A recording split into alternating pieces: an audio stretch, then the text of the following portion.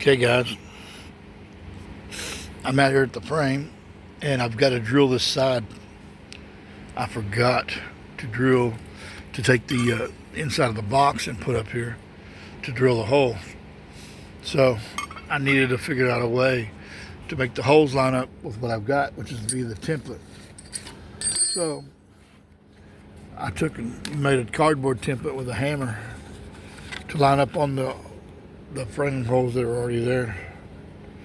So what I'm going to do is line these up real good, mark the 6 holes with a silver Sharpie, and then I'm going to stick that plate up against here and clamp it on so that I know the holes are in the right place.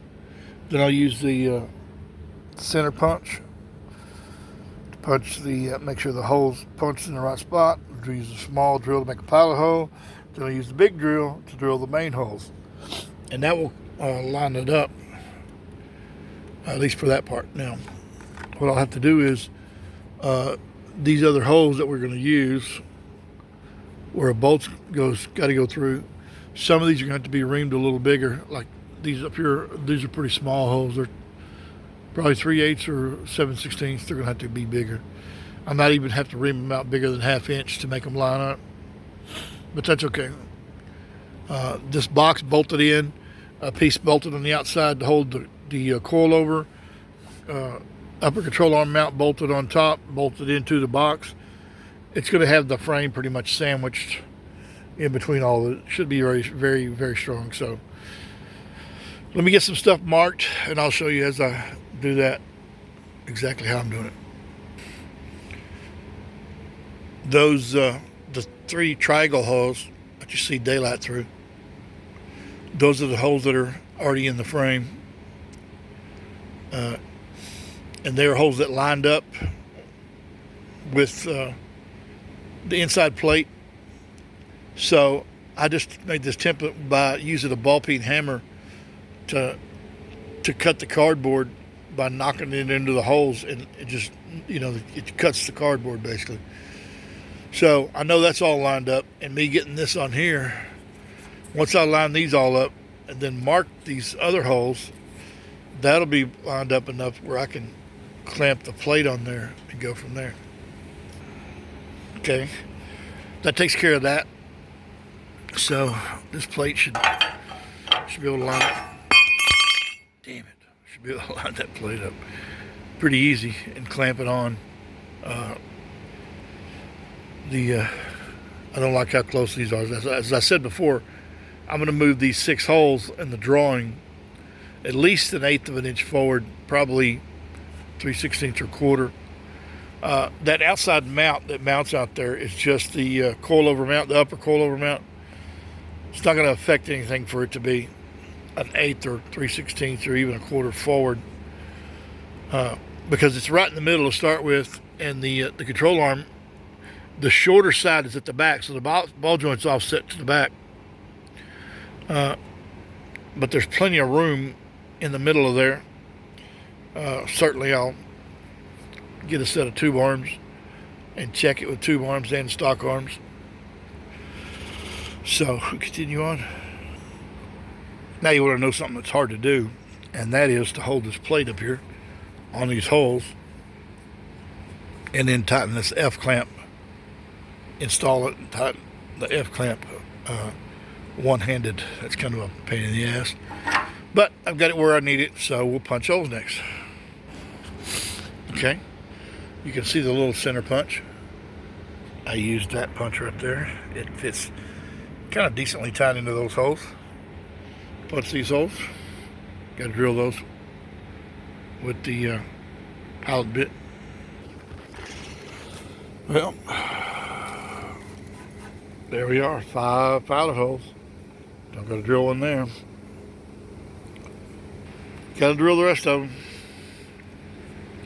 These all got to go to 1/2 inch there. Okay, all 6 holes drilled. Time to go in and see if the framing boxes are cooled down where I can put some primer on them. Okay, kind of loud in here with the fans going. Crossmember This is not the one that was on this truck, but it's the same exact build, same jig, physically the same. The other one's in there, and it needs primer on it also.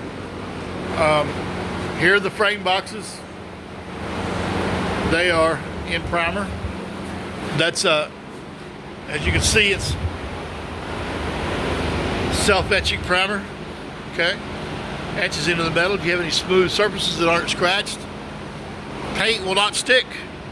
Okay, because paint has one way of attaching to a surface.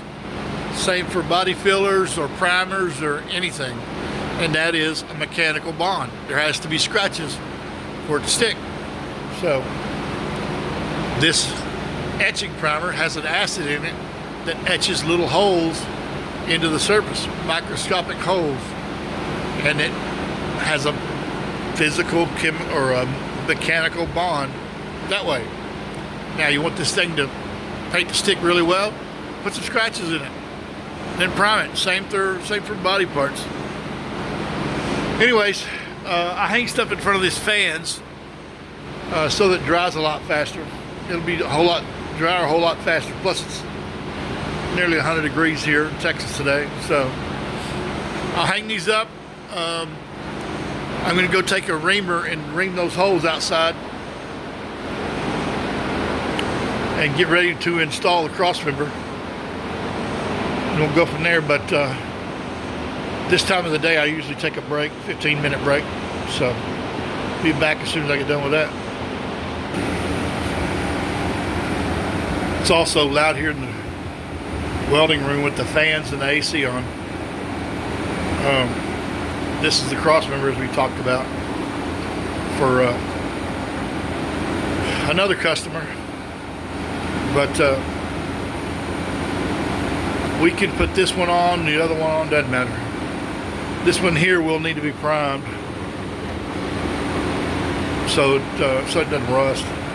And what you see here, this metal that's stacked below it, that's for some more of those cross members.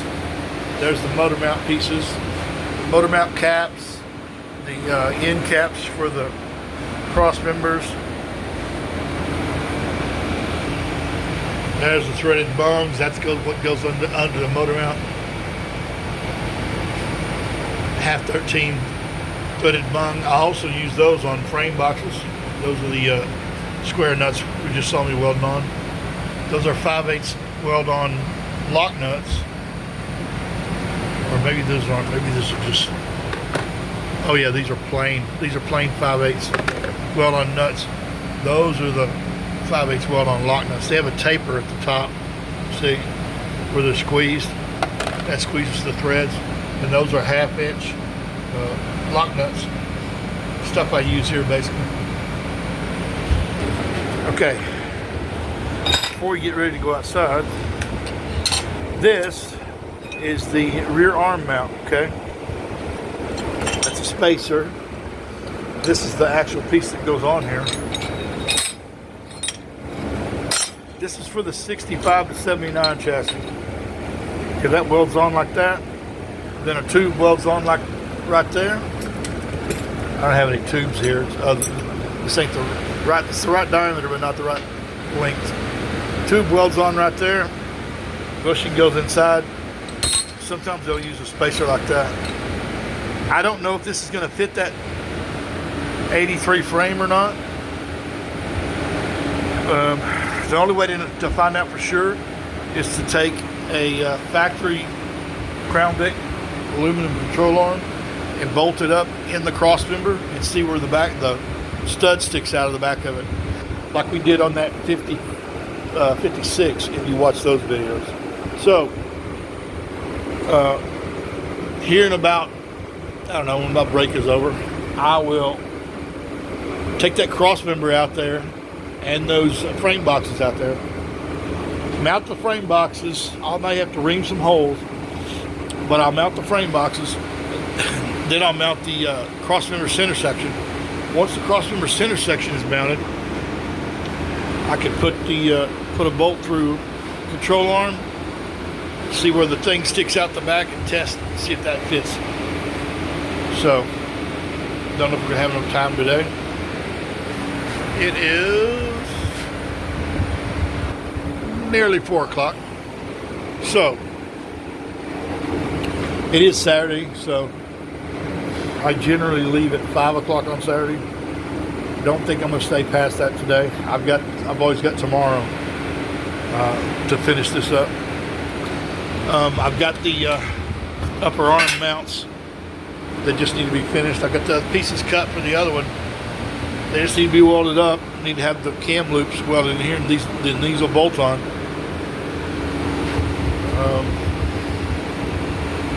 Not much else left to do to that thing. Assemble it. I don't think the guy brought any wheels for it, so I don't think I can put any wheels on it. Anyways, until the next video.